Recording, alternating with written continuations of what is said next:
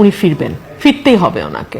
বাঘিনীকে খেপিয়ে এবার চরম বিপদে প্রধানমন্ত্রী তারেক রহমান। টকশো থেকে শুরু করে রাজনীতির মাঠ সবখানেই প্রধানমন্ত্রীকে রীতিমতো ধুয়ে দিচ্ছেন ব্যারিস্টার রুমিন ফারহানা। 17 বছর দলের জন্য নিজের সবটুকু দেওয়ার পরেও ঘাড় ধাক্কা দিয়ে বের করে দেওয়ার অপমান তিনি যে ভুলে যাননি তা এখন হাড়ে হাড়ে টের পাচ্ছে তারেক রহমান। তবে কি অপমানের চরম বদলা নিতেই এবার সরাসরি শেখ হাসিনার সাথে হাত মিলিয়েছেন এই তুখোর ব্যারিস্টার?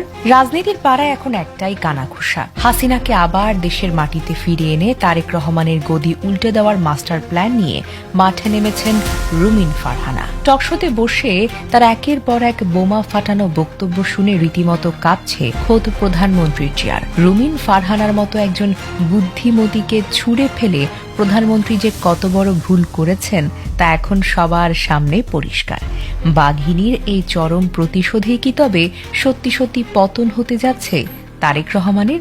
এই চরম ক্ষোভ বদলা নেওয়ার ইচ্ছা কিন্তু একদিনে তৈরি হয়নি, এর পেছনে রয়েছে অনেক বড় বঞ্চনার গল্প।